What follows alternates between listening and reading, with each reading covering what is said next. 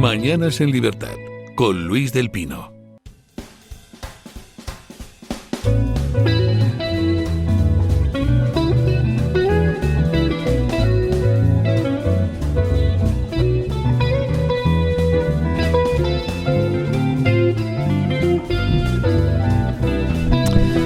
Ocho:30 minutos, 7:30 minutos en las Islas Canarias y empezamos la tertulia de Mañanas en Libertad. Doña Pilar Rodríguez Los Santos, ¿qué tal está usted? Pues como todos los madridistas estamos fenomenal. Es que además esta épica de ganar de esta forma es que te da una alegría que es tan incomparable. Ahora hablaremos de eso porque me interesa, aunque no soy futbolero y no vi el partido ayer, me interesan los aspectos sociales del asunto. Don Víctor Lenore, ¿qué tal está usted? Perfectamente, buenos días. Don Víctor Lenore, que hoy publica un artículo sobre el retorno de la derecha, o no recuerdo el título exacto, pero se llama El Gran Giro a la Derecha. El Gran Giro a la Derecha, que les recomiendo que lo lean en Voz Populi, sí. Populi. Y don Juan Carlos, ¿qué tal está usted? Muy buenos días, don Luis. Bien, yo es que los jueves no hablo de fútbol. Desde que el Atleti fue eliminado, decidí dejar de hablar de fútbol, así que estoy bien, sin más. Plano. Pero no tan eufórico como están hoy los madridistas. ¿Pero es usted del Atleti, en serio? Del Atlético de Madrid, por supuesto. Pero yo creía que era usted un hombre perfecto, pero no, es del Atlético de Madrid. Tengo esa tara familiar que arrastro con mucho orgullo, por cierto. Es como don Julio López Peña, nuestro querido técnico, que también es perfecto, salvo porque es del Atleti. Pero a mí me interesa, hoy pregunto en la libre encuesta a la gente ¿en qué consiste el secreto del Madrid? Es decir, ¿por qué el Madrid lo gana todo? ¿Cómo es posible que participe en 18 finales de la Champions y gane 14? ¿Cómo es posible que llegue tantas veces a ganar? ¿Cómo es posible que haga estas remontadas épicas? ¿Dónde está el truco? ¿Cuál es el secreto? Yo procedo a enemistarme con la mitad de la audiencia que no sea madridista ahora, o sea que vaya por delante el perdón a todos aquellos que no estén siendo tan felices como lo somos los madridistas en la jornada de hoy. Pero hay una cosa muy, o sea, no sé si seguramente habréis escuchado la teoría sobre que definir cuál es tu superhéroe favorito habla mucho sobre tu personalidad. Y entonces las personas... No había escuchado esa teoría. Es una teoría muy interesante. Explica que las personas que tienen un superhéroe, que su superhéroe favorito es Superman, son personas a las que les gusta, por ejemplo, Leo Messi, y a las personas que su superhéroe favorito es Batman son personas a las que le gusta Cristiano Ronaldo. ¿Y cuál es la diferencia entre el bando Superman-Messi y el bando Batman-Cristiano Ronaldo? Unos, Messi, Superman, tienen talento innato, ¿no? Ellos nacieron con un talento y con un don. Messi es un jugador de fútbol extraordinario porque desde que era muy pequeño pues tenía unas habilidades innatas incomparables. Batman y Cristiano Ronaldo son dos personas que no tienen superpoderes, ninguno de los dos, pero tienen esfuerzo y trabajo, y su filosofía de vida es que lo único con lo que se pueden conformar es con ganar.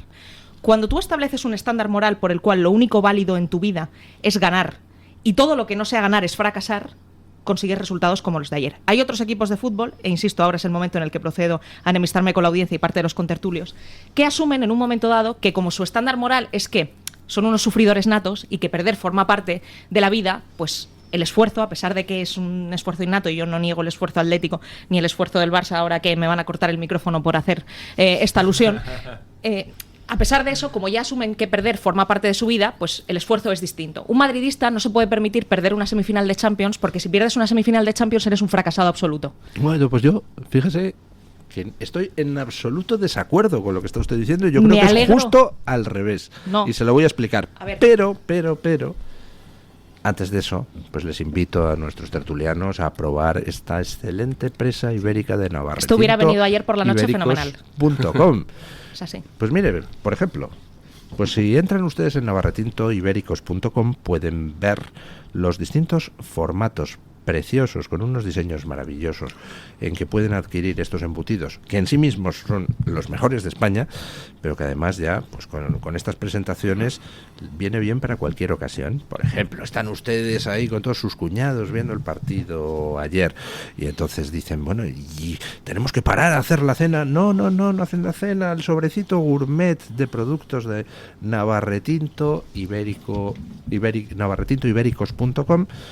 Y tienen ustedes ahí un platito de jamón, de presa, de paleta, de chorizo, de salchichón, de lomo, pues con el que pueden estar comiendo de la mejor forma posible mientras siguen viendo cómo el Madrid hace una remontada. Y luego, para los que se van de casa ya después de haber ganado el partido y haber bebido el champán y esas cosas, pues para matar un poco el gusanillo en el taxi, se llevan ustedes la caja joya de Navarretinto Ibéricos y pueden encontrar ahí su jamoncito, sus piquitos de pan de excelente calidad, su servilletita.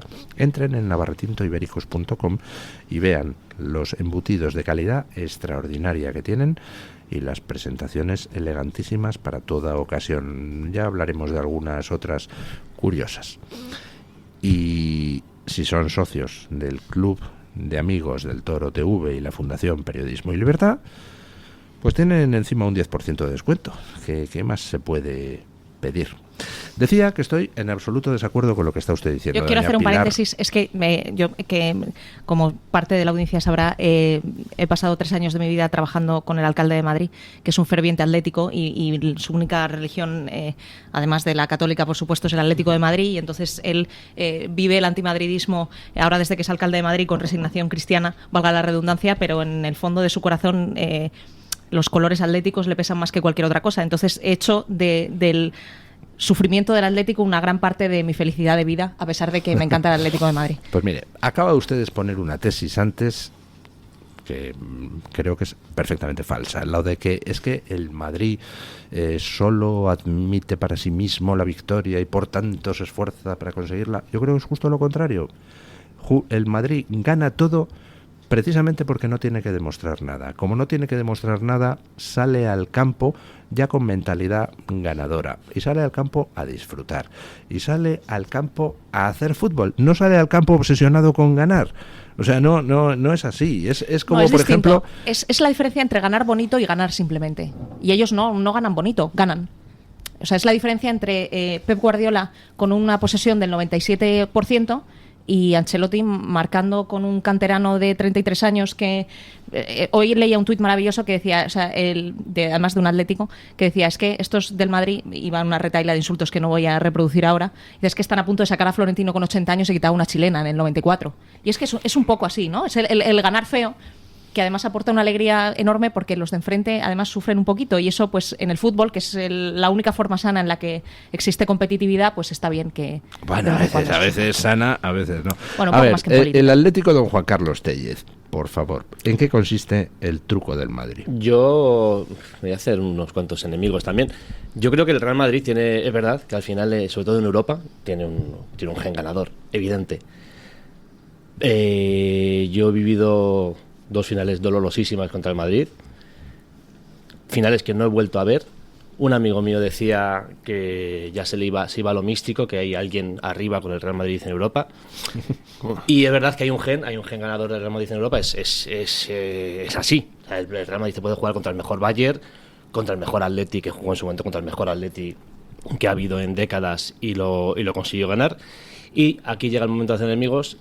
Si el Real Madrid es Batman, también es verdad que a veces tiene a su lado a Robin, que en este caso se viste de Liniers. Los árbitros. Bueno, don Víctor Renor, pasa a veces, pero bueno, yo soy del Barça. Hay que ganar, Usted es del hay que tirar Barça, arriba pero... para ganar, evidentemente. Mira, yo creo que el secreto del Real Madrid es un secreto de mentalidad. Eso de saberse como herederos de una tradición gloriosa que empieza hace décadas, ya en los 60, y salir ahí con esa confianza de que van a hacer lo que hacen siempre, ¿no? Y realmente creo que lo que hunde al Atlético de Madrid y al Barcelona es el victimismo, el pensar que los árbitros, que hay una mano negra, que tal. Ahora mismo el Barça ha hecho una temporada horrible porque ha estado Xavi quejándose rueda de prensa tras rueda de prensa en vez de apreciar el talento enorme que tiene el vestuario, quejarse. Yo recuerdo una vez que Carles Puyol, en otra de esas temporadas en que el Barça estuvo increíblemente quejica, dijo: hay que victimizarse menos y aprender de las cosas que hace bien el Madrid, que son muchas, y una de ellas es tener la mentalidad, poner el fútbol por delante y pensar que con lo que tienes puedes ganar cualquier partido. No, eso es evidente, lo del victimismo, que no tendría que ser así, pero es verdad que, igual que digo lo de los árbitros, el Real Madrid es un equipo que en el minuto 88 va perdiendo 2-0 y dices, el Madrid nos remonta. porque Madrid tira, aprieta, empuja, dispara y al final No hay una da mano- nunca hay por una mano perdida en el la área. jugada. Bueno, de hecho, y eso en Europa el Madrid lo ha hecho siempre. Si es que ayer hablamos en- del Rodrigo de hace 3 años, de ahora, es así siempre. Ayer en el es partido evidente. se vio de manera clarísima, cuando de repente marca el Bayern el 1-0 y de repente cambios completos para quitar a todos los delanteros del Bayern y convertirlos en defensas, porque sabían, es un poco una profecía autocumplida, ¿no? Ahora de repente van a venir avalancha. 4, pues no vinieron 4, pero vinieron 2. Y además eso del canterano, porque mi jefe nuevo cambia a un ferviente atlético por un ferviente madridista, que es Eduardo Inda. Entonces Eduardo Inda siempre dice que si Vinicius lo aplica al ámbito periodístico, pero nos vale en este caso porque además es un símil futbolero. Dice siempre que si Vinicius te mete 2, pues es lo que toca, ¿no? O sea, pues bueno, si no defiendes bien, pues sabes que es muy probable que te meta 2. Pero que si de repente llega Carvajal y te mete 1 por la escuadra sin saber, pues entonces es que ya, pues efectivamente Dios ha intervenido. Entonces, en este caso, si un señor de 33 años que estaba poco más o menos que para la jubilación y que hace 2 años fue a la final de París como espectador, te mete 2 goles en 2 minutos, pues es que igual Dios sí ha intervenido un poquito. Pues yo insisto, creo que el secreto del Madrid está en que no necesita ganar, bien que sabe que juega bien, no tiene complejos y hace lo que le da la gana. Y pongo un símil de la vida real, es como en el tema del ligoteo, ¿no? Te encuentras al pobre señor que tiene complejo de feo y entonces sale a la pista de la discoteca y dice, uy, me acerco, no me acerco, y si me acerco, ¿qué le digo? Y si ella me dice que... Y llega otro que es igual de feo que este, pero que no tiene complejo de feo y que se le da bien lo de ligar con las mujeres y no se plantea nada, simplemente sabe que tiene posibilidades de ganar o tiene posibilidades de perder, pero va directamente y le dice lo que en ese momento le pasa por la mente a la chica en cuestión. A veces consigue, a veces no consigue, pero no se anda autocuestionando. Yo creo que el problema que tiene, por ejemplo, el Atleti de Madrid es que está perpetuamente con complejo de feo, autocuestionándose y tratando de demostrar, jolín, es que tengo que salir y tengo que ganar porque es que si no, pues demuestro que soy feo. Pues no, es cuestión de no tener necesidad de demostrar nada, de olvidarse de las cosas, salir a jugar, salir a disfrutar y al final pues es la única manera de vencer, ¿no? Bueno, yo creo que todo esto se resume con a la Madrid, a por la 15, y a partir de ahí, don Carlo Ancelotti, ¿no? Que medalla de oro de, no sé, Carlos III. Es que ya se han devaluado tanto las medallas estas que entrega el gobierno, la orden de Isabel la Católica, etcétera. La última vez se lo dieron a un personaje infecto y abyecto que mi mente afortunadamente ha olvidado quién era, pero recuerdo haberme enfadado profundamente por el receptor del último premio. Por lo tanto, sustituyamos a aquel ínclito que mi mente ha decidido olvidar en algún lugar del subconsciente por Carlo Ancelotti, que además tiene un pisazo espectacular en la Puerta de Alcalá, que está muy bien, porque luego todos estos futbolistas muchas veces hacen vida en las urbanizaciones de alrededor de Madrid, lo cual está fenomenal, porque son sitios extraordinarios, pero encima él, que hace vida en Madrid Centro y disfruta de las maravillas de España, pues es que ¿qué más le podemos pedir a la vida? Bueno, dejamos el tema futbolístico, aunque no era tan futbolístico. Es que a mí lo que me interesa es la cuestión psicológica que hay detrás. Vamos con el tema de las elecciones catalanas. ¿Qué va a pasar en Cataluña el domingo? Me gustaría que se pronunciaran ustedes. ¿Qué intuyen que puede estar ocurriendo? Pues hay una cosa que creo que es de justicia decirlo, y además ahora, antes de que terminen las elecciones, creo que Vox está haciendo una campaña inmejorable y creo que el PP, a pesar de tener un candidato extraordinario, que lo tiene, está haciendo una campaña inempeorable. Entonces, las elecciones en general, y esto es un poco una etapa 2.0 de lo que pasó el 23 de julio y desgraciadamente lo que puede pasar también o desgraciadamente o no, de lo que puede pasar en las elecciones europeas. Pero la concepción, hablando del constitucionalismo y luego hablamos del independentismo, la concepción que tienen algunos partidos, en este caso, con mucha pena lo digo, el PP, de que intentar hacer cosas completamente anodinas, como si los ciudadanos no fueran lo suficientemente adultos como para entender campañas y problemas complejos, es terrible.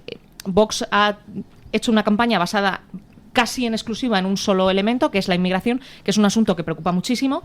Ha hecho de eso un eje de campaña, y Vox, que empezó la campaña electoral con unos resultados o con unos pronósticos demoscópicos regulares, empeorando de manera clara sus resultados, ahora mismo ya está pujando por mantener la cuarta plaza y es probable que la consiga. Y en paralelo, el Partido Popular, con un candidato al que quemaron desde el principio, francamente bueno, con unas ideas muy claras y que además se había enfrentado a la dirección por los temas correctos, no por una batalla orgánica, que es a lo que estamos acostumbrados, sino por una batalla ideológica y profunda, de repente le han llevado a una campaña que podría haber hecho perfectamente Junts, Sumar o Vecinos por Torrelodones. Entonces, pues es una pena que en un sitio tan trascendental la apuesta política sea la nada. Sí, yo creo, estoy bastante de acuerdo con este análisis, aunque diría que no está...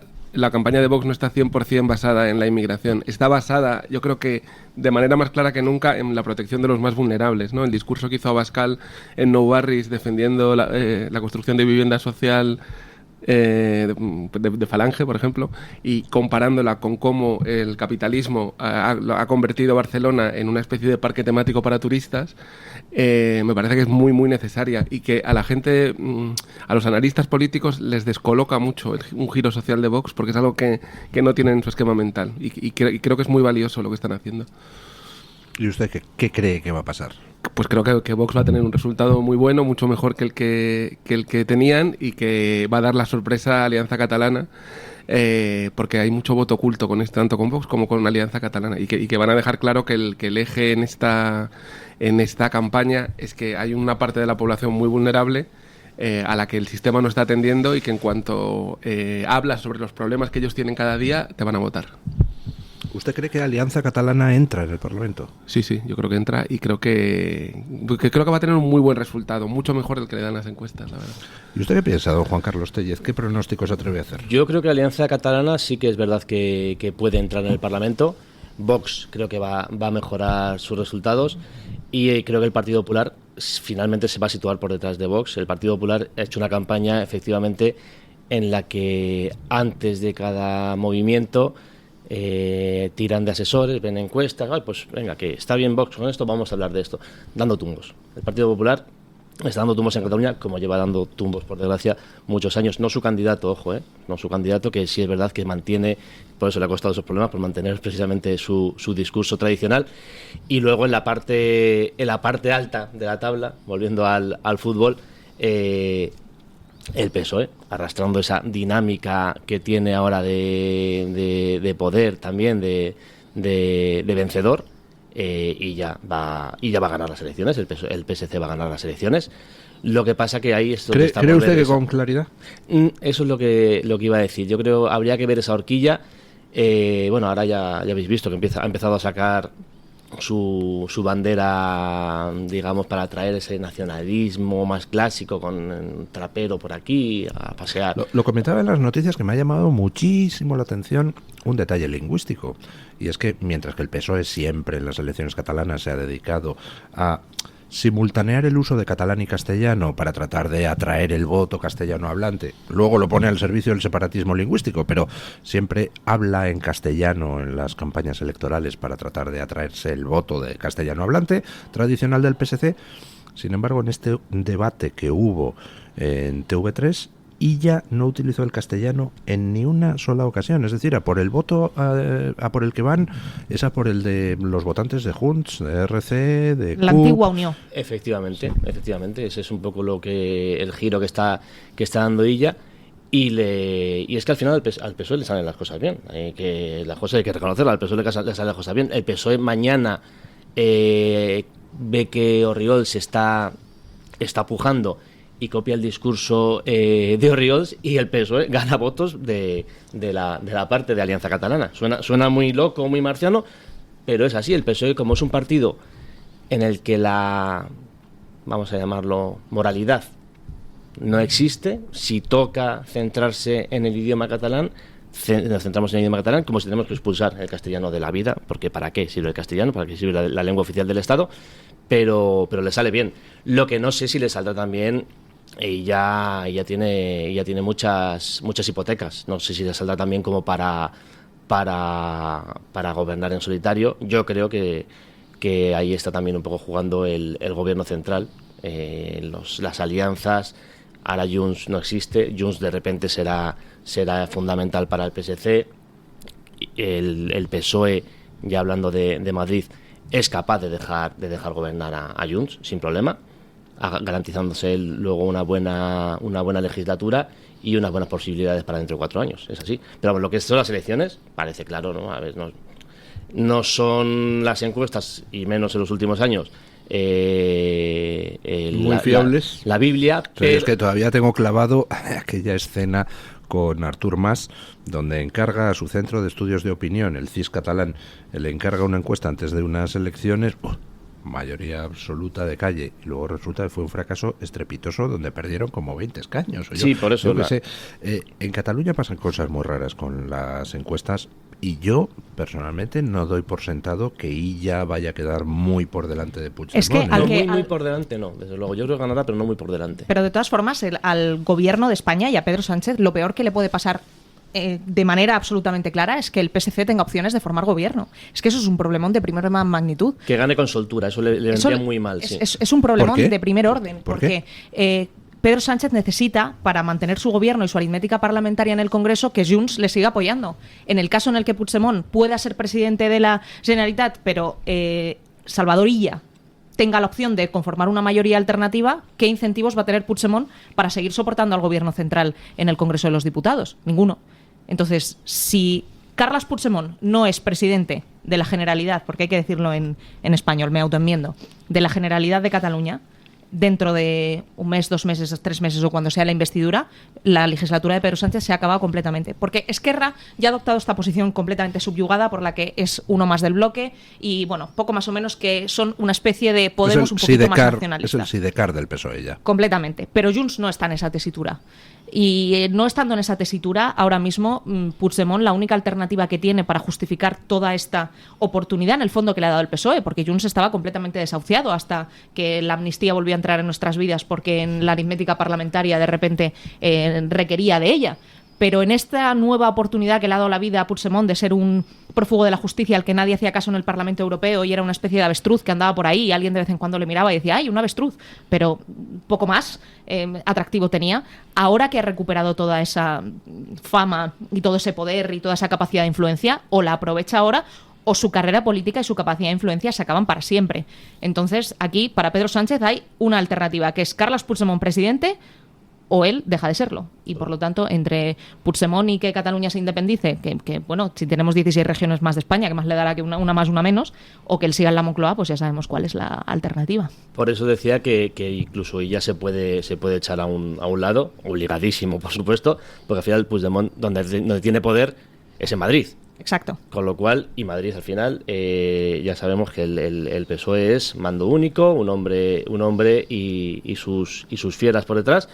Y ya, si no tiene ese resultado tampoco holgado, se puede, discurso de generosidad, ya sabéis cómo y ya este talante que nos vende, esta moderación, me echo a un lado.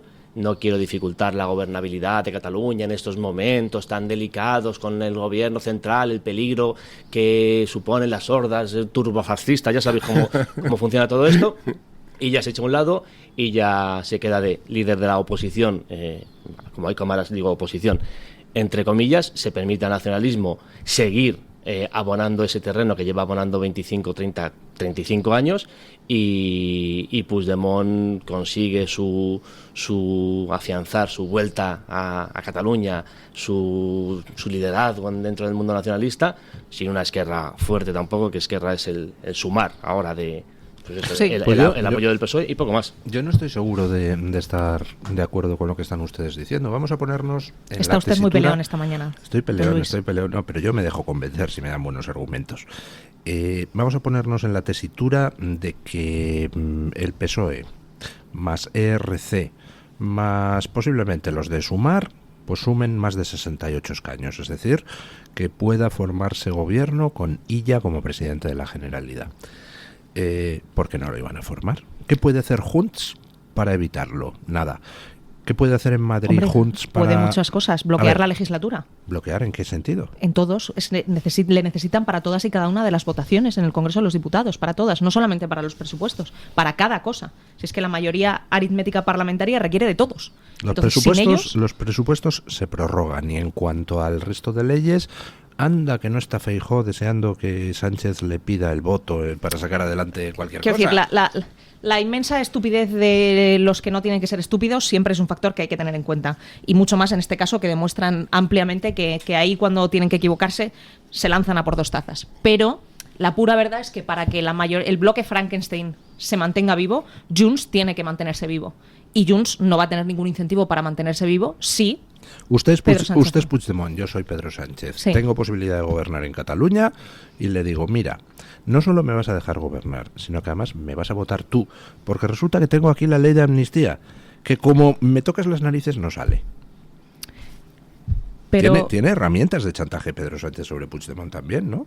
No creo, porque la amnistía no solamente depende de Puigdemont, la amnistía también va por Esquerra, y entonces el tema de todo esto es siempre teoría de juegos, que es quién pierde y qué es lo que pierde si uno de los dos se enfada. Entonces, en un momento dado, teniendo en cuenta además cuál es el descrédito que lleva acumulado Pedro Sánchez durante todo este tiempo, el propio Pedro Sánchez es consciente que ahora no puede ir a unas elecciones generales, porque la última vez la tómbola había comprado una de 1 millón de papeletas y resulta que tuvo la inmensa suerte que le tocó, pues porque el resto tiró las suyas. Sacó la bola del saquito Feijóo y dijo, toma, Sánchez, pum. Bien, efectivamente, pero en cualquiera de los casos le tocó, sea por de mérito propio o de mérito del rival, le tocó. Volver a jugárselo a esa carta es sumamente difícil. Entonces, lo que puede perder Pedro Sánchez, que es la Moncloa, es mucho más valioso para Pedro Sánchez que el órdago que le pueda echar a Puigdemont, y la prueba evidente es que lo ha cedido todo hasta ahora. De hecho, Pedro Sánchez está en una posición de infinita superioridad con Puigdemont, precisamente porque este señor es un delincuente prófugo de la justicia que iba a vivir el resto de su vida con una espada de Damocles en Bélgica, que es el peor lugar del planeta Tierra. Entonces, viviendo en el peor lugar del planeta Tierra, un señor que efectivamente además estaba completamente olvidado, Pedro Sánchez podía haber ejercido una capacidad de influencia infinitamente mayor y sin embargo lo ha rendido todo. Entonces la experiencia nos demuestra que él piensa que Puigdemont, él le tiene mucho más respeto y miedo a Puigdemont del que le tiene Puigdemont a Pedro Sánchez, que es nada, porque sabe que se arrodilla a la mínima. Entonces, en este caso, yo creo que Pedro Sánchez está perfectamente dispuesto a ceder Cataluña, a menos que entienda que recuperando Cataluña, en un momento dado puede ir a unas elecciones dentro de 4, 5, 6 meses en las que se conformen unas nuevas mayorías parlamentarias en las que no necesita Junts, que eso sería otra alternativa. Yo voy a dejar dos cuestiones. La primera, a ver, en parte don Luis tiene razón por ser Cataluña, porque el PSC dentro del PSOE sabemos la fuerza que tiene, aunque es verdad que siempre nos olvidamos un poquito de otros territorios con mucha fuerza, como Navarra, etcétera. Pero es un melón desagradable, pero le llega Pedro Sánchez a Puigdemont y le dice, tengo aquí la ley de amnistía, como usted dice, y si no me quedo con Cataluña, se acaba la ley de amnistía. Puigdemont coge esa ley y se la entrega a Feijóo y le dice, vamos a suavizarla, vamos a maquillarla, y en vez de amnistía lo llamamos ley de la patata caliente catalana.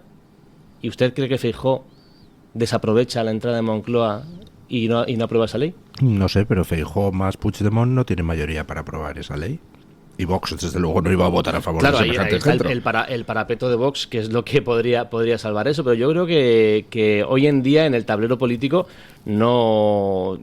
sí creo que estoy con Pilar en esa fuerza que tiene Puigdemont. Hay un poquito más que Sánchez, aunque bueno, ya sabemos que Sánchez en cualquier momento coge la chistera que debe tener allí en su dormitorio y te saca 4 víboras, 5 conejos y Puigdemont se queda en Bruselas para toda la vida.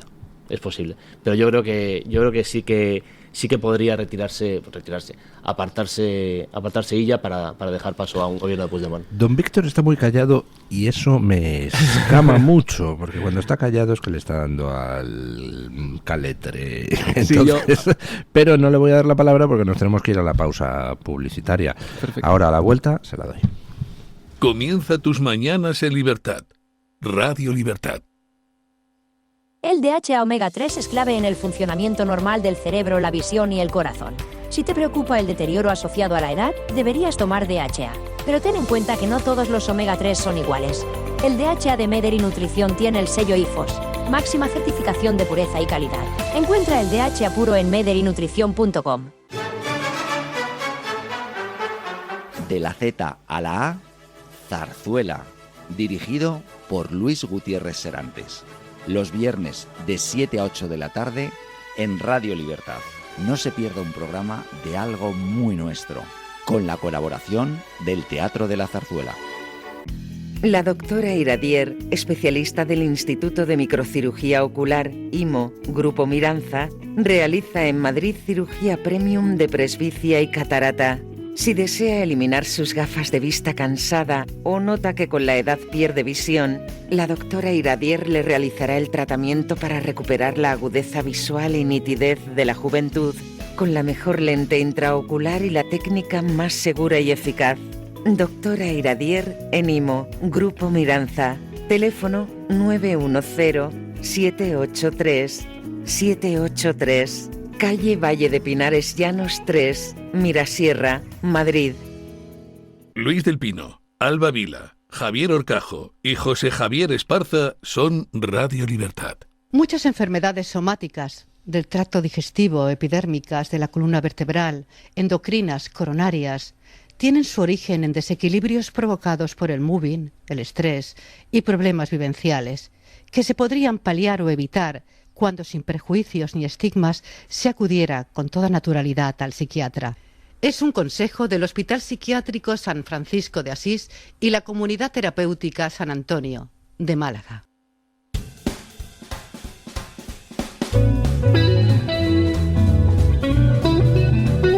Luis del Pino es Radio Libertad.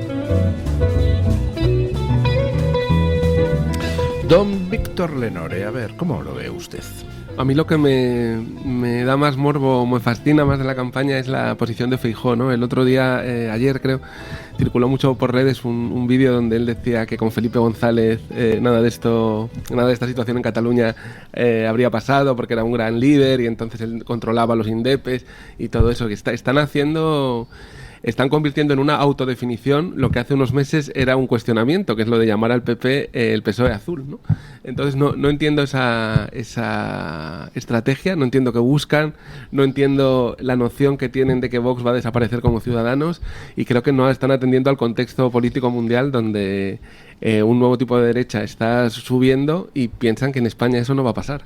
Yo creo que es un análisis político muy pobre y que les va a pasar factura. Es que viven permanentemente en el wishful thinking, que es que ellos buscan su realidad soñada y entonces creen que su realidad soñada, por soñarla a ellos, ya es verdad automáticamente. Entonces Vox va a desaparecer. ¿Por qué? Porque yo lo digo y ya está. Y como yo lo digo, pues Vox va a desaparecer. Luego, también hay que hacer un análisis muy profundo sobre la trayectoria de Feijóo durante todos estos meses, ya año, casi 2 años que lleva al frente de Génova 13, con una cuestión muy importante, y es que su única victoria electoral, y Feijóo no es un hombre tonto en absoluto, pero su única victoria electoral ha sido en Galicia. Entonces quizás habría que plantearse si en realidad lo que pasa es que conoce muy bien Galicia y el resto de España no lo conoce tan bien. Antes se decía todo aquello de es que cuando se planteaba si potencialmente Isabel Díaz Ayuso en un momento dado podría suceder al frente del Partido Popular, decían no, es que Ayuso no funcionaría fuera de Madrid porque Madrid no es como el resto de España. El resto de España es distinto. Yo no sé si Madrid es como el resto de España ni si Ayuso es la persona indicada para liderar el Partido Popular, pero lo que ha demostrado hasta la fecha esta situación de Génova 13 es que desde luego lo que no es como el resto de España es Galicia, por lo menos políticamente hablando. Y que todavía a estas alturas de la película, 2 años después, no hayan encontrado un proyecto político para Cataluña y con un añadido además gravísimo, que es que ellos han tenido que ceder, y eso, por cierto, habla muy bien de Feijóo, ha tenido que ceder a la candidatura de Alejandro Fernández, aun siendo un personaje al que detesta con profundo odio visceral. Y ha cedido porque ha entendido que era el mejor candidato en términos electorales y demoscópicos. Pero entonces, si ya se traga el sapo de poner un candidato al que odia a muerte, ¿por qué no le deja llevar a cabo su estrategia? La estrategia por la que se ha convertido en un referente del constitucionalismo. Exactamente. ¿Qué necesidad hay de desembarcar en Cataluña para decir chorradas, como lo de sobre que Dolors Montserrat y Montserrat es triplemente eso es catalana? Pero, no como el charnego ese Alejandro Fernández se llama Fernández, asturiano, el tío este asqueroso. Claro, es que es una cosa horripilante. Pero además es una cosa horripilante porque yo creo que es que él no se da cuenta de lo que dice.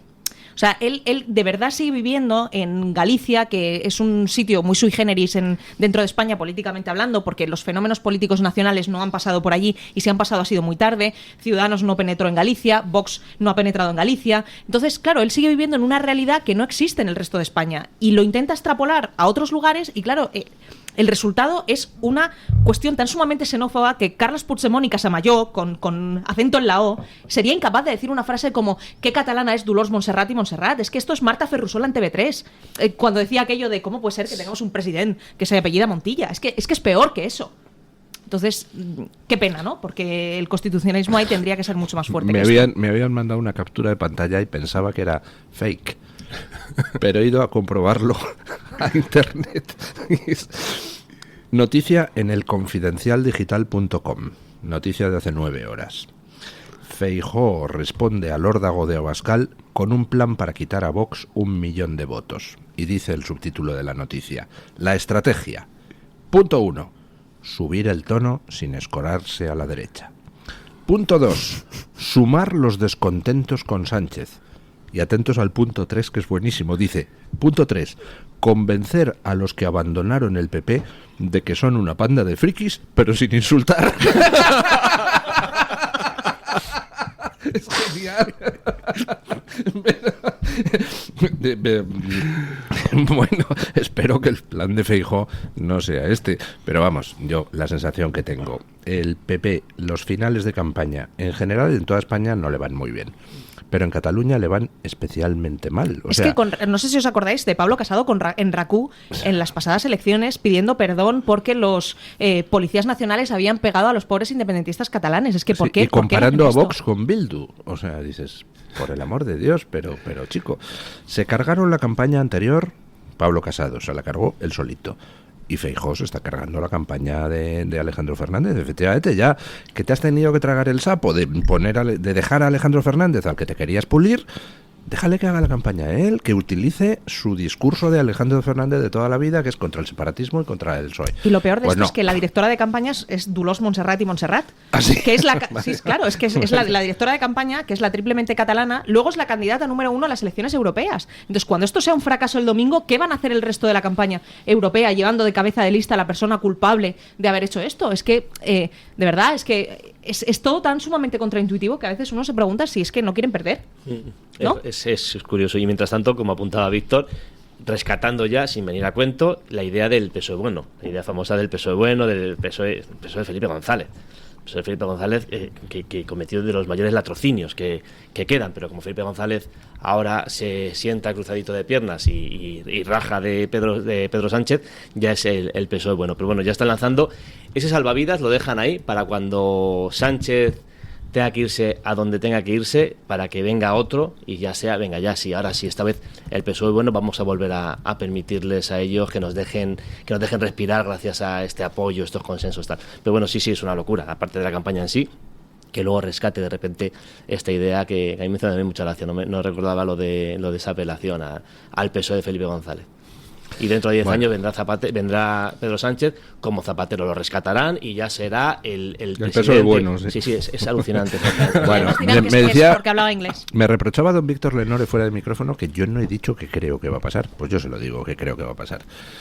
Punto 1, creo que Illa posiblemente gane las elecciones, pero con menos escaños de los que se le están dando, y que Puigdemont le va a estar ahí a rebufo a muy poquita distancia.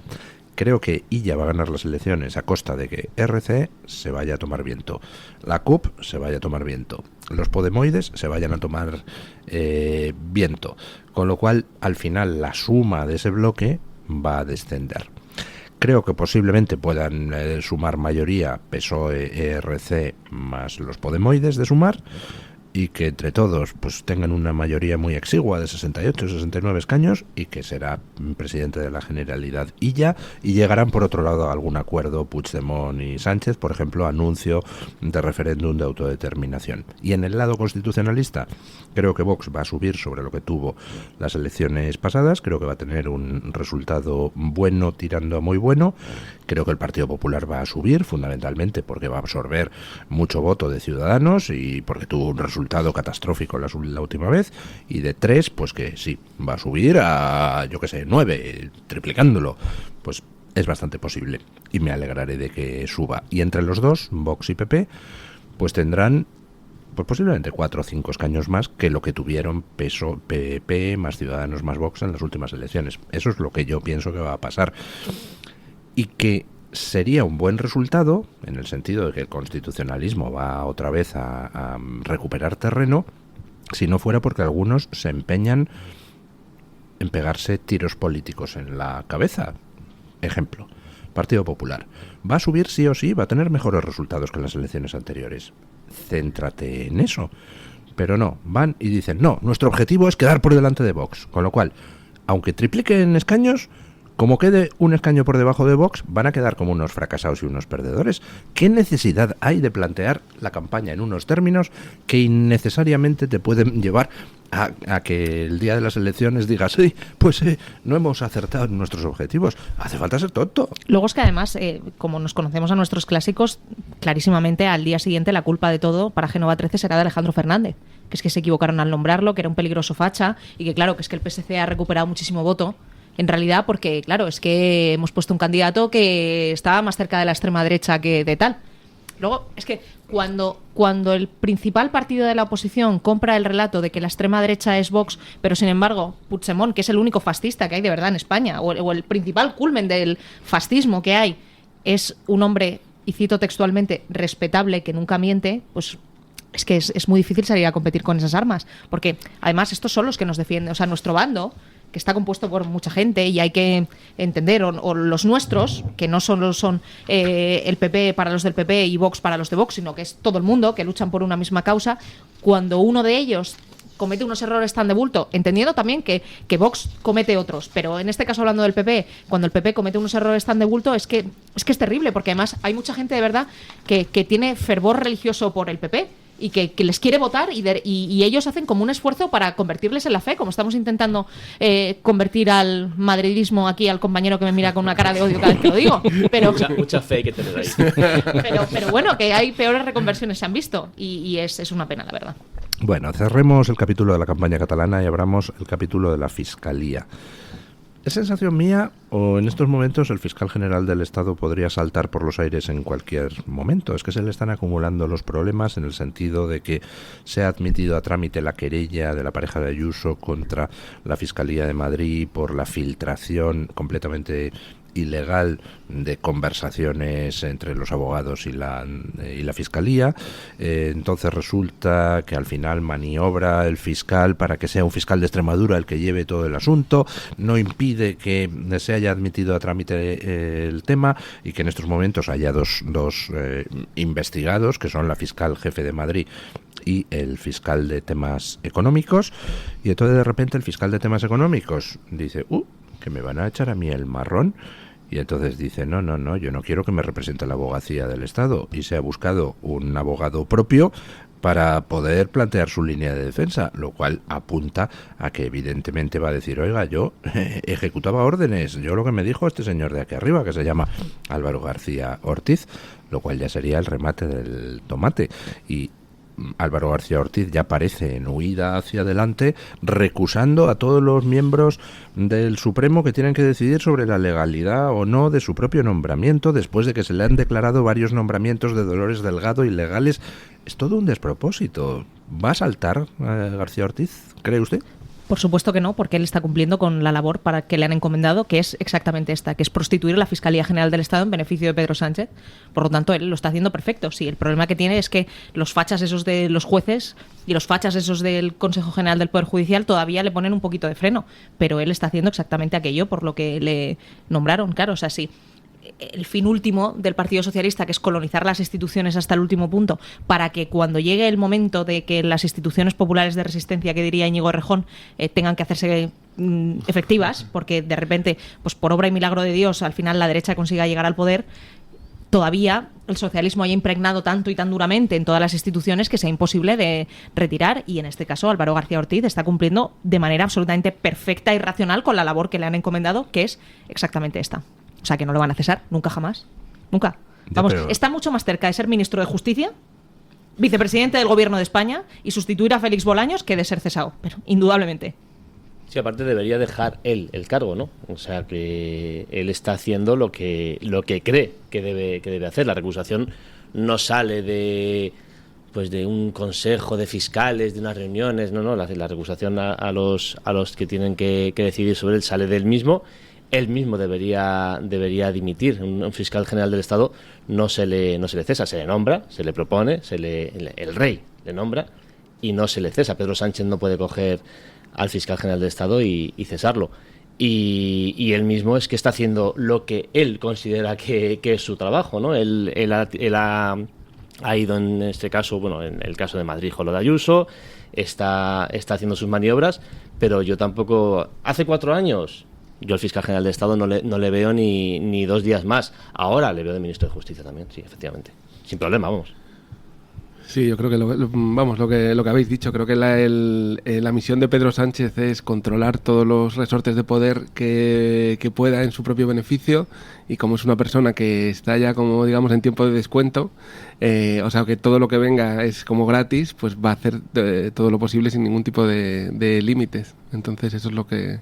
Hasta donde le aguante el poder, las influencias en las redes que está construyendo, las va a exprimir hasta el último segundo. Bueno, o hasta donde el Tribunal Supremo le diga, macho, estás ocupando tu cargo de manera ilegal, ¿no? Sí, bueno, pero ¿tú crees ¿A que va quién, a a pasar Pedro Sánchez eso? o a No, Álvaro a Álvaro García Ortiz. Pero hasta que pase eso... Es que desgraciadamente ha llegado un punto en el que hemos llegado a un nivel bananero de tal calibre en el que ya no hay ninguna institución en la que poder confiar, excepto en el Real Madrid. Es que es lo único que queda. La veo muy venida arriba, pero el Tribunal Supremo le está dando una serie de palos a Álvaro García Ortiz importantes. Eso es verdad. Entonces Eso es verdad. todavía hay una parte de la judicatura que resiste. No, resiste de manera numantina, y además creo que no hacemos lo suficiente, a pesar del inmenso esfuerzo que hacemos en sitios como esta casa y en nuestros respectivos medios de comunicación, por... me sale soportar, que es una mala traducción del inglés, por apoyar firmemente a todos aquellos que están dando una batalla absolutamente numantina contra el poder establecido de Moncloa, que está intentando arrasar con todo y con todos. Y la labor ímproba que hacen tantos jueces, fiscales y abogados del Estado, que ya empezaron a hacerlo durante el juicio del proceso contra los golpistas, en contra del criterio de la Fiscalía, en contra del criterio de la Abogacía del Estado. Hay tantísimos profesionales que todavía levantan España y la sostienen a pesar del sanchismo, que todo lo que hagamos para defenderles es muy poco.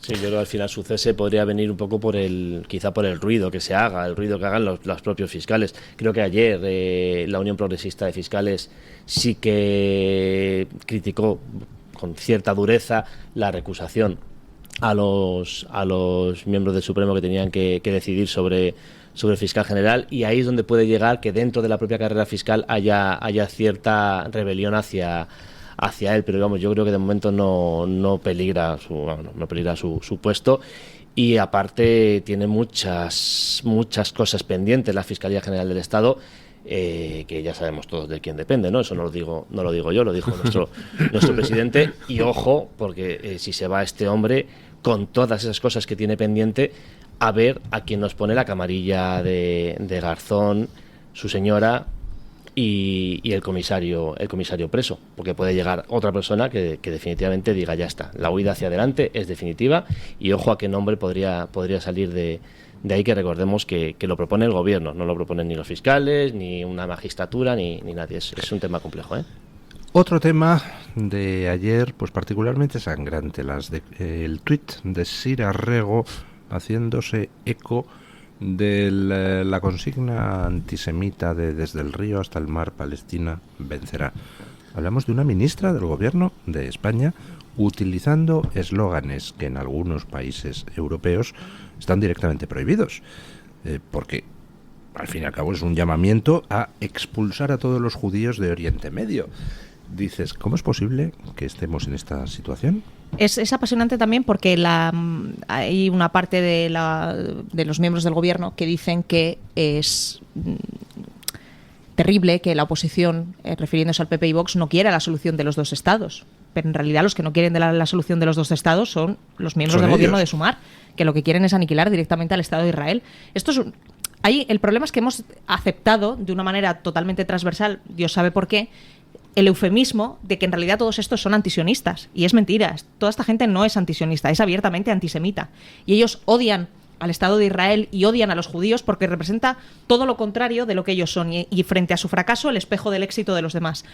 Todas estas sociedades a las que ellos vanaglorian de una forma completamente bochornosa, que está llevando a que, por ejemplo, en las universidades americanas haya unas conversiones masivas al Islam por parte de los que antes se limitaban a ser simplemente perroflautas, ahora van a pasar la transición hacia el perroflautismo yihadista, que es una nueva versión de identidad de género, pues está provocando que todos estos que necesitan ser víctimas por sistema hayan entendido que ahora las víctimas son una organización terrorista, porque en el fondo ellos no defienden a la población palestina. A la población palestina le defiende, por cierto, el ejército israelí, que es el que está sacando a la organización terrorista de su territorio. Pero bueno, ellos defienden a Hamás, entendiendo que son los guardianes de no sé qué libertad, porque como odian tanto a Estados Unidos por habérselo dado todo y no haberle permitido a Estados Unidos, o las sociedades occidentales en el caso de España, les odian tanto por haberles dado todo lo que son sin convertirles en víctimas y por lo tanto sin que nadie les haga casito, porque no tienen ningún problema por el que les hagan casito, que ahora quieren convertirse en lo que ellos consideran víctimas y oprimidos. Y su forma de convertirse en oprimidos es ser mucho más empáticos con una organización terrorista que maltrata a las mujeres y que cuelga a gays de grúas,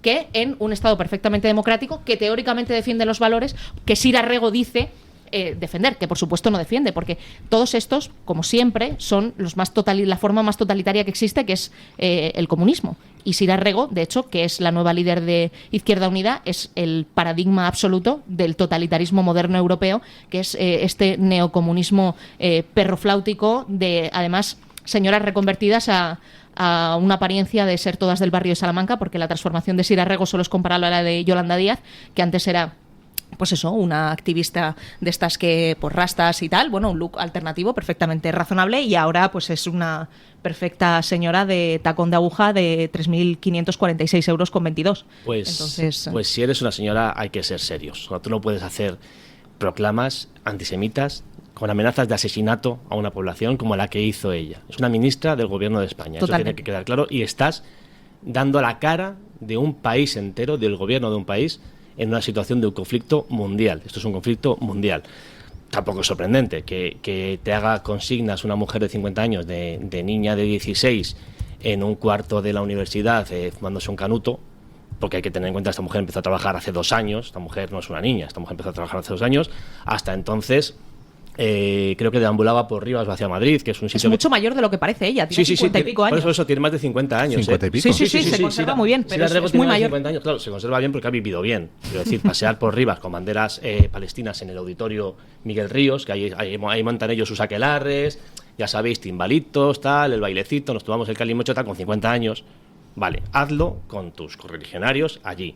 Pero tú eres ministra del gobierno de España y estás amenazando, coño, al Estado de Israel. ¿Tú sabes lo que estás haciendo? O sea, tú sabes que te estás metiendo en un conflicto mundial muy complejo. Ya no hables de una solución de 2 estados y ni siquiera porque no la quieres. O sea, tú no la quieres. Tú quieres el discurso fácil de Israel, el malvado Estado, que, pues eso, las fuentes del Ministerio de Hamás nos dicen que han matado a 30.000 niños, no a 100.000, no a 4 millones. El Ministerio de Hamás, ¿qué es eso del Ministerio de Hamás? ¿Qué es eso de que un gobierno occidental haga de portavoz de una organización terrorista, que jamás es una organización terrorista? No lo olvidemos, es que es así. Y esta mujer está jugando a cosas que no debería jugar. Pero bueno, aparte, el gobierno no puede jugar a esto. A mí, crisis en el gobierno o malestar en el gobierno porque los ministros de Sumar... Señores, que ustedes son un gobierno, que ustedes no pueden tener malestar, ustedes tienen que llamar al orden a esta gente que hace un ministro de consumo, creo que es, ¿no? El hombrecillo un ministro de consumo pidiendo cartas. ¿Es Urtasun? Sí, otro derechos sociales y algo así. Otro 2030 de derechos sociales. Otro revolucionario de papá, dame 50 euros que me voy a hacer la revolución esta noche y luego ya mañana vengo y me das otros 50. ¿Qué hacen mandando cartas a los empresarios para ver si tu dinero les presiona para que no hagan negocio con Israel? ¿Y qué es lo siguiente? ¿Poner una estrella de David en esas empresas? O sea, al gobierno se le está yendo de las manos este tema muchísimo y que con niños se acuesta, meao se levanta, quiero decir. Y es verdad que aquí sí que tendrían que... Si de verdad hay malestar en el gobierno, en la parte socialista con Sumar, que no me lo creo que haya malestar, porque es como que tú estás manejando, al final, ¿qué hace el Partido Socialista aquí en España? El Partido Socialista maneja los cuartos. El Partido Socialista maneja su dinero, está ahora a ver si se puede ya quedar del todo con la justicia, la cortinita de humo de los medios de comunicación, que os silencio, que no silencio, y estos niños, pues dejarse aquí, darle la pelotita, dale el pañuelito palestino y que jueguen aquí a lo suyo. Pero eso es muy peligroso cuando estamos hablando de un conflicto internacional y mundial. Pero no es solo estos ministros, o sea, vamos a ver, es responsabilidad de todo el gobierno. Efectivamente, yo creo que se le ha ido de las manos y estamos llegando a esperpentos curiosos. Creo que existe una fiscalía especial para delitos de odio, ¿verdad? Fiscalía que no dudó en intervenir inmediatamente cuando unos chavales en un colegio mayor empezaron a intercambiar canciones obscenas a gritos con unas chavalas en el colegio mayor de enfrente. Intercambio de canciones obscenas perfectamente pactado y tradicional entre ambos colegios. Entonces, eso era delito de odio y vimos a la Fiscalía de Delitos de Odio intervenir, pero pedir que se expulse a todos los judíos desde el río hasta el mar en Palestina, eso no es delito de odio. Estás pidiendo matarlos, ¿no? Estás pidiendo asesinarlos. Matarlos o al menos expulsarlos. Sí. Que también... Perdón. Los delitos de odio, pues, que en el fondo es una herramienta de control ideológico. La Constitución protege especialmente los discursos con carácter político, ¿no? Entonces a cualquier cosa le pueden llamar de odio. Además están en esta esquizofrenia de que no se puede juzgar a ningún rapero por muchas barbaridades que diga, porque eso coarta la libertad de expresión simplemente porque están de su bando, pero cualquier cosa que digas fuera del discurso progre en cualquier otro lugar es delito de odio. A mí me hace mucha gracia porque en el fondo si llevamos... Digo, al final van a acabar prohibiendo el capital, ¿no? Porque dicen, no, es que esto es delito de odio de clase, ¿sabes? No les dé ideas, oiga, don Víctor. Quiero decir que en el fondo delito de odio es simplemente lo que a ti no te gusta, los discursos que a ti no te gustan, intentar estigmatizarlos y reducir dramáticamente la libertad de expresión de una sociedad libre, ¿no? Sí, al final vamos al odio, 2 puntos, pensamiento, delitos de pensamiento. Pero bueno, cuando hablan de odio, como dice don Luis, odio lo del colegio mayor. Odio es que una señora rece enfrente de una clínica abortista, te guste o no, da igual, no estamos hablando del aborto, estamos hablando de lo que está haciendo esa señora, que es rezar. Ahí actúa de oficio la Fiscalía y en un tuit pidiendo el exterminio de una población no actúa nadie. En fin, ya te digo que el gobierno ahí no debería coger a los niños y decirle, niños, poneros a estudiar un poquito y dejar ya el juego, que vamos a pasar a temas más serios. De todas formas, perdón un momento, pero ahí, ahora que ha salido el tema del colegio mayor, sería muy interesante dedicar un capítulo exclusivo a hablar del neopuritanismo, del socialismo del siglo XXI, porque es que ya les gustaría a la sección femenina del franquismo tener unos valores morales tan sumamente intrínsecos como los que tienen las feministas de hoy en día. O sea, las mujeres no han estado tan oprimidas por otras mujeres desde prácticamente nunca, ¿no? Y ahora cada cosa que hagamos las mujeres tiene que estar sometido al tribunal inquisidor de la Santa Irene Montero y Santa Ángela, ya afortunadamente se me ha olvidado su nombre ya, Ángela Rodríguez Pan, pero bueno, que en cualquier caso, libertad para las mujeres, por favor, que la izquierda deje de monetizarnos, porque desde luego lo único que hace es monetizarnos, porque esto es un absoluto negocio. En paralelo a eso, como sabéis, hoy en OK Diario llevamos en portada una exclusiva que es que Sira Rego,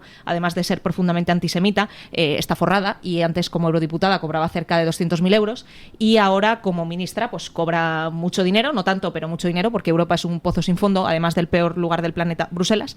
Pero ahora que vive en Madrid, resulta que ella, mientras era eurodiputada, se compró el 50% de una vivienda de protección oficial.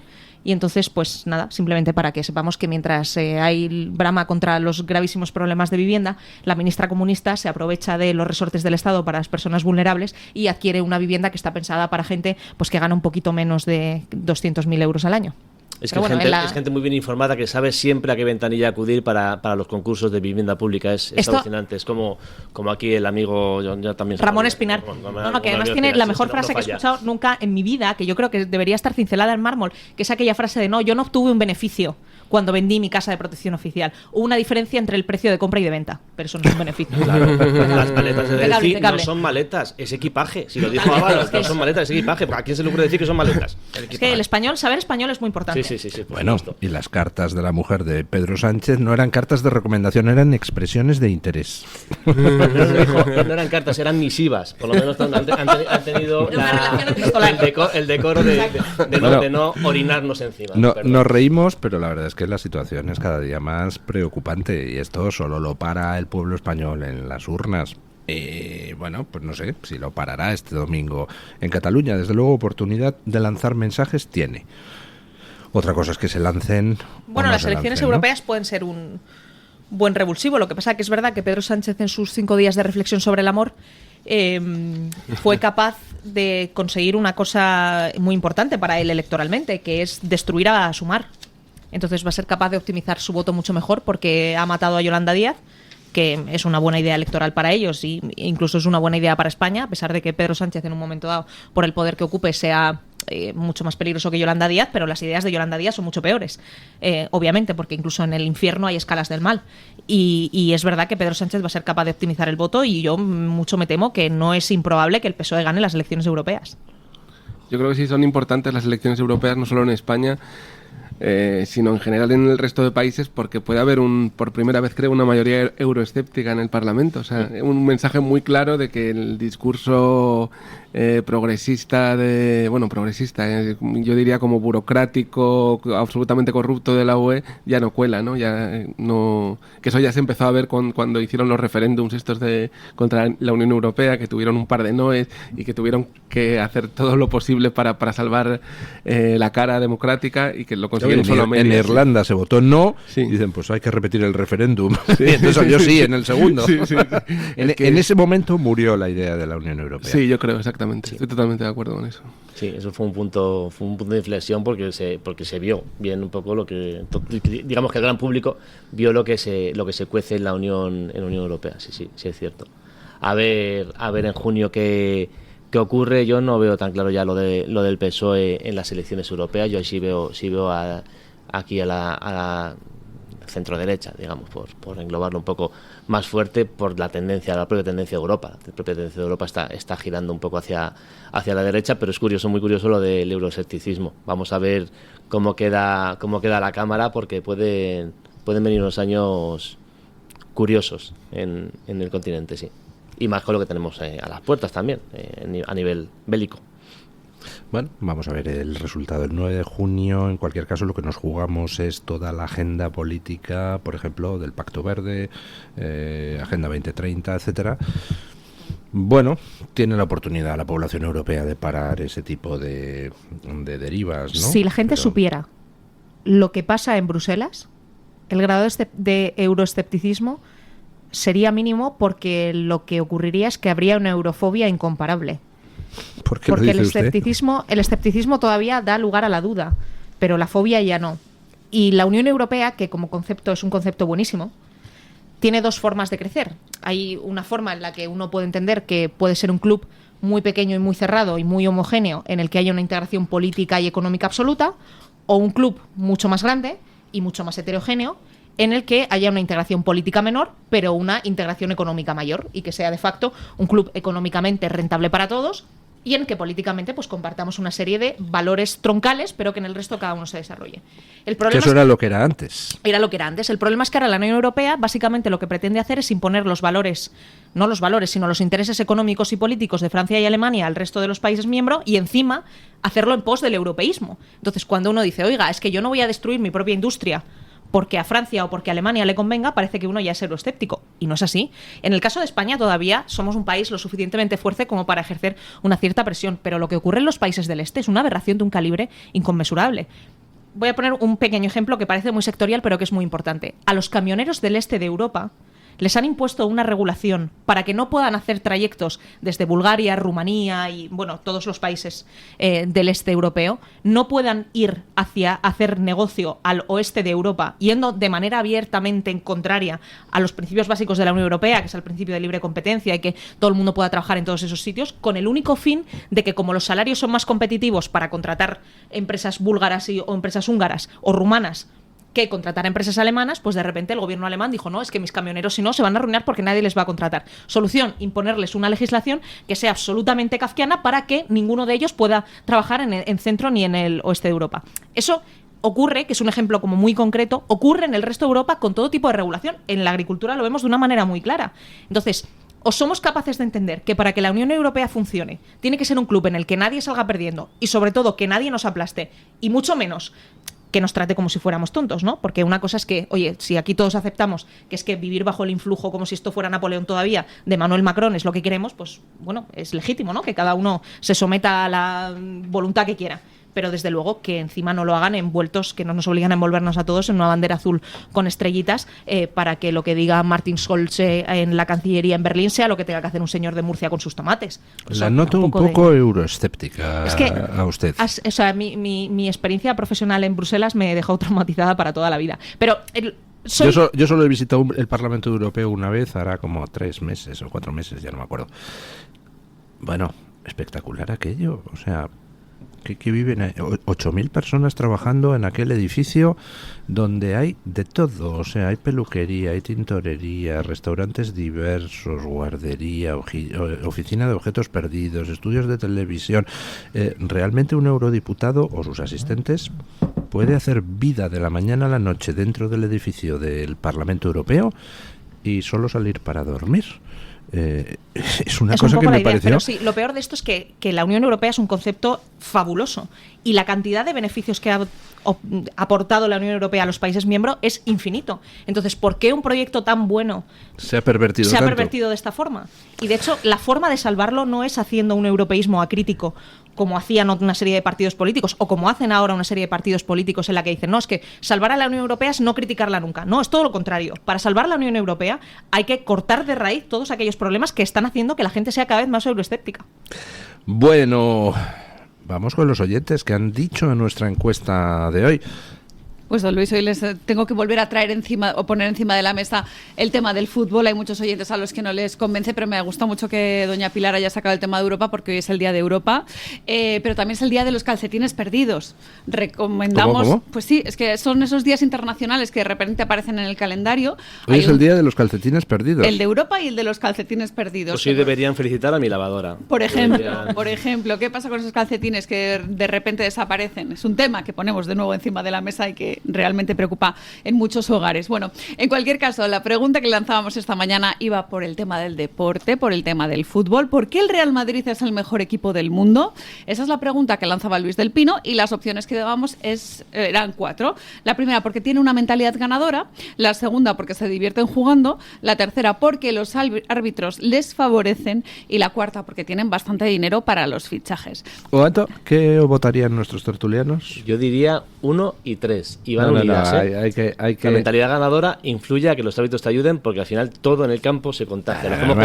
¿Cuál de las dos elige? La 3, los árbitros. No puedo ser objetivo con el fútbol, lo siento. Don Víctor. Mentalidad ganadora. Mentalidad ganadora. Pues fíjese usted, don Luis, el 77% de los encuestados apuesta por esa mentalidad ganadora, que es lo que hace que el Real Madrid sea el mejor equipo del mundo, en opinión de nuestros oyentes. Hay muchos que no han participado hoy, ha bajado la participación. En fin, hay un... Porque el fútbol en fin, este es un programa eminentemente político, pero es que esto no era una pregunta de fútbol. Yo es que voy más allá, es una pregunta sobre psicología humana. Y yo, sinceramente, desde el cariño que tengo a mis hermanos atléticos, como agnóstico en temas futbolísticos que soy, yo les diría, relajaros. Para ganar no hay que obsesionarse con ganar. Hay que salir a hacer buen fútbol y no pasa nada por perder. Encima estás haciendo sangre pidiendo hacer fútbol al Atleti. Claro, es que no podemos, no estamos en condiciones de hacer fútbol. Pues fíjese, don Juan Carlos, hay un 12% de picaos, decíamos en la redacción, que dice que es porque los árbitros les favorecen. Hay un 9% que dice que es porque tienen bastante dinero para fichajes y hay un 2% que dice que se divierten jugando. La verdad es que trabajar divirtiéndose es un auténtico privilegio, así que bueno, yo esa opción no la descartaría, me parece muy interesante. Y voy con comentarios, por ejemplo, del chat de Radio Libertad en YouTube. Mari Sendón y María Castellón dice que esta encuesta les interesa bastante poco. ¿Por qué? Pues porque no son futboleras. JVES dice que es una estupidez la pregunta. Es muy crítico con esta pregunta porque debe ser que tampoco le gusta el fútbol. María Corby añade que en estos momentos con la que está cayendo, pues no le importa el fútbol porque España va de capa caída. Y Afri100 combina 3 opciones en una misma respuesta, que es la suya. Dice, tienen una mentalidad ganadora, motivo por el que fichan a los mejores jugadores y por eso también consiguen dinero, tienen dinero para ello, para fichar a bastantes jugadores. Más comentarios en Twitter, por ejemplo, Helen dice que es una mentalidad ganadora aplicable a cualquier profesión y área de la vida. Si quieres y te lo crees, terminas consiguiéndolo, ¿no? Si crees y te lo crees, puedes. José Manuel Quesada cita a uno de los responsables de los éxitos del Real Madrid. Señala que el Real Madrid tiene un presidente que es el más galáctico de todos los galácticos, que es Florentino Pérez. Y Gianni Pulito dice, o menciona también al entrenador, a Carleto, a Carlo Ancelotti, como uno de los responsables de la victoria del Real Madrid. Y luego hay un seguidor en el chat de Radio Libertad de YouTube que ha puesto a la Madrid. Es Antonio Francisco Peña Jiménez, que yo no sé de qué equipo puede ser este señor poniendo este comentario. En fin, yo lo dejo aquí y que cada uno opine. Francisco Peña Jiménez. Sí, señor. Ha puesto directamente a la Madrid. Bueno, pues no sé. Aficionado al Barça. Será del Barça, probablemente. Bueno, muchas gracias, doña Carmen. Hacemos una breve pausa publicitaria y nos vamos con la entrevista del día con don Ignacio Garriga, candidato de Vox en las elecciones catalanas. El Toro TV también es Radio Libertad. Del campo a tu mesa, Sabores Sierra de Madrid. La excelencia de la calidad en el embutido. 100% artesano, 100% de Madrid. Exquisitos embutidos artesanales de ternera, ciervo, jabalí y cerdo ibérico. Todos sin gluten. Visita nuestra tienda online saboressierrademadrid.com. En Sabores Sierra de Madrid somos pioneros en la elaboración de embutidos con carne de ternera de la Sierra de Guadarrama. Del campo a tu mesa, Sabores Sierra de Madrid. Sabores de antaño. El restaurante El Torreón está de moda. Vende copas a sus 7 terrazas al aire libre en la cima del Monte de El Pardo. O disfruta platos como la auténtica carne picaña brasileña. Y los mejores pescados y carnes como el lomo de buey auténtico. Cocina abierta de 11 de la mañana a 1 de la noche. Disfruta de su famosa paella con langosta y sus 7 amplísimos salones climatizados. Grandes vinos y licores. Fantástico parking. Reservas en restauranteeltorreón.com. El plan más refrescante del verano. En 1935 se fundó el que sigue siendo un referente en el tratamiento hospitalario del enfermo mental. En Málaga, el Hospital Psiquiátrico San Francisco de Asís. En 2005 se complementó este hospital con la Comunidad Terapéutica San Antonio. Infórmese en el 952 2014 64 o en www.hospitalsanfrancisco.com.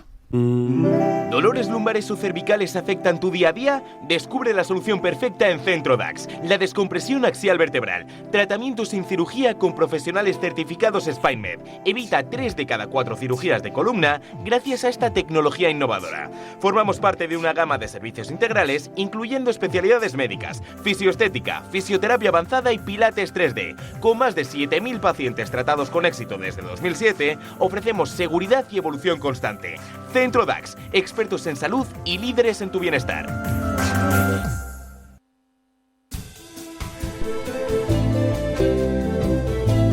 Mañanas en Libertad, con Luis del Pino.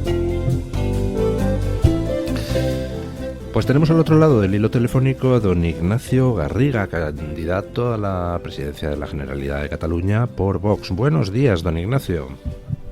Muy buenos días, don Luis. Un honor y un placer poder estar con todos ustedes. Bueno, ¿qué sensaciones tiene pues cuando ya quedan 1, 2, 3 días para votar? ¿Qué sensaciones tiene? Pues la verdad, muy buenas, pero conscientes de que aún hay que aprovechar los días que tenemos por delante, porque hay que decir a los catalanes que no podemos dejar de desaprovechar la gran oportunidad que tenemos este domingo, una oportunidad para revertir estos años de carencia a nivel educativo, a nivel de seguridad, a nivel impositivo, en definitiva, para salvar Cataluña y para empezar a cambiar ese rumbo que merece nuestra tierra, ¿no? ¿En qué concretan ustedes ese empezar a cambiar Cataluña? Es decir, ¿qué serían las medidas primeras que pondría usted en marcha? Pues bueno, en primer lugar hay que tomar las riendas de la educación. Como sabe, Cataluña tiene los peores datos en materia educativa de toda Europa y por supuesto de toda España. Hay que garantizar esa libertad lingüística, hay que garantizar que los padres puedan escoger el modelo educativo y sobre todo hay que vaciar los colegios de activistas y llenarlos de contenido. En materias de políticas sociales, pues claramente una fundamental pasa por garantizar la seguridad en las calles. No podemos seguir liderando todos los rankings de criminalidad. Cataluña lidera las ocupaciones a nivel nacional. Cataluña ha incrementado un 60% los asesinatos en los últimos años, un 30% las violaciones.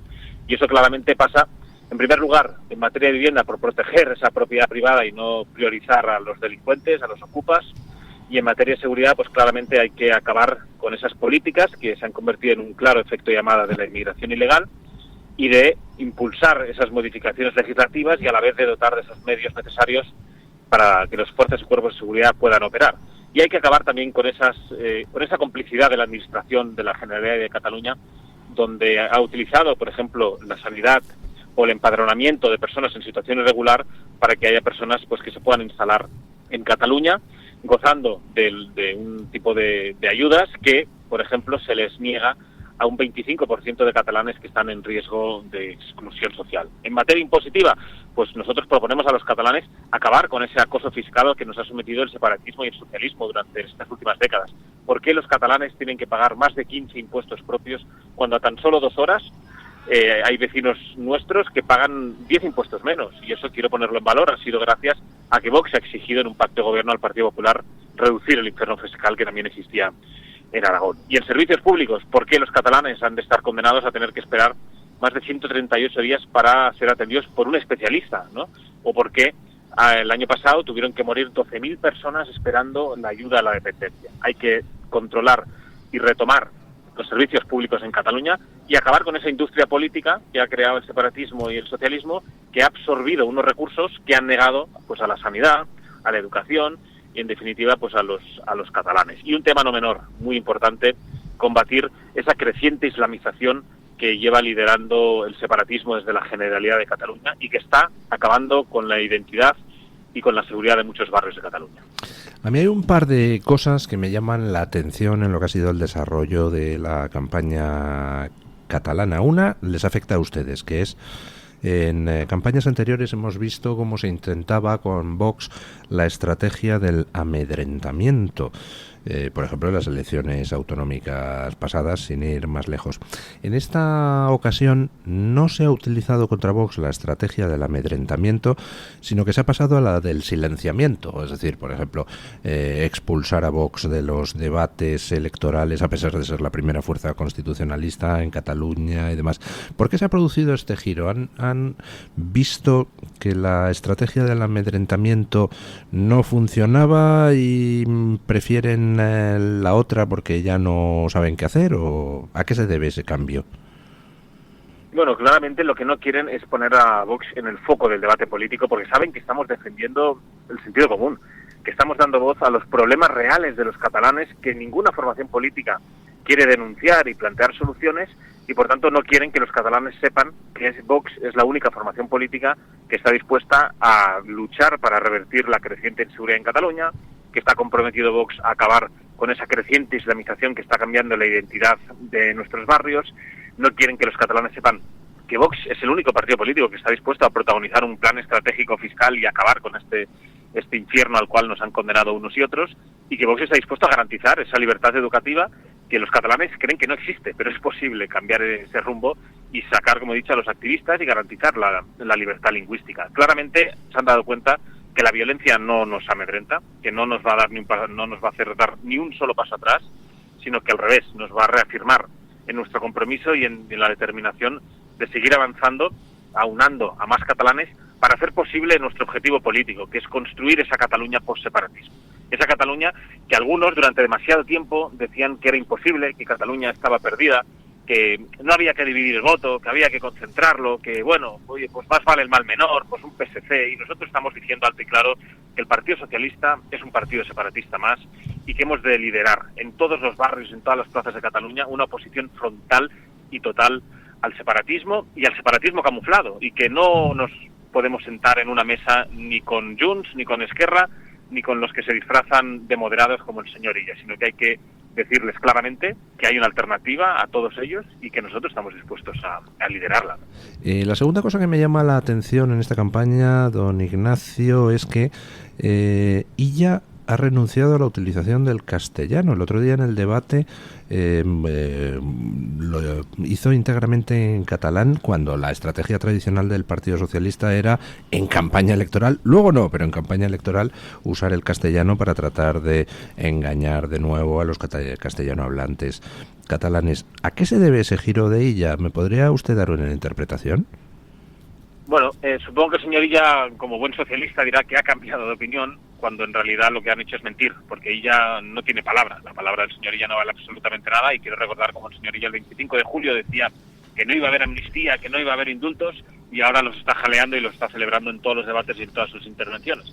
Illa está diciendo pues que defiende el español, como ha dicho en los debates, ¿no?, al igual que el catalán, y miente, porque Illa, quiero recordar que no hace mucho, hace unos meses, aprobó el decreto que impulsó el gobierno de la Generalidad de la mano de Aragonés para impedir que la sentencia histórica del tribunal para garantizar que nuestros hijos pudieran tener ese pírrico 25% de educación en español, pues gracias al señor Illa, pues hoy nuestros hijos no pueden tener ni ese pírrico 25%. Y ya está acostumbrado a decir una cosa y hacer la contraria. Por eso es importante que los catalanes no se dejen engañar por este separatista disfrazado de moderación, porque el señor Illa ha impulsado el adoctrinamiento y la imposición lingüística hace muchos años de la mano de los otros presidentes, como fue Montilla, como fue Iceta, pero claramente lo dijo, hay que impulsar el catalán y ni una palabra del español. Luego, una vez más, Illa ha demostrado su verdadera cara, aunque insisto, en algunos debates pues intento decir lo contrario, no engaña a los catalanes ya ni a los españoles. ¿Le quiere hacer una pregunta a don Juan Carlos Tellez? Hola, don Ignacio, buenos días, ¿qué tal? Buenos días, Juan Carlos. Muy buenos días. Mire, yo, bueno, en primer lugar voy a agradecer, aunque no me gusta agradecer a los políticos, porque bueno, hay que esperar a los hechos y no a las palabras, pero es de agradecer que haya puesto en primer lugar en el foco la educación. Me parece un tema capital en toda España y muy particularmente en Cataluña. Todos conocemos los problemas de inseguridad, los vivimos día a día, pero el asunto educativo es muy preocupante. Le hablo como padre. Yo vivo en Madrid, pero conozco la situación en Cataluña. ¿Cómo se revierte esa locura que impera en la educación en Cataluña, en la que se antepone, digamos, el señalar al compañero que se le ha ocurrido hablar en el recreo en castellano a controlar algo tan sencillo como las matemáticas? ¿Cómo se da la vuelta a esa locura que ha imperado durante los últimos años?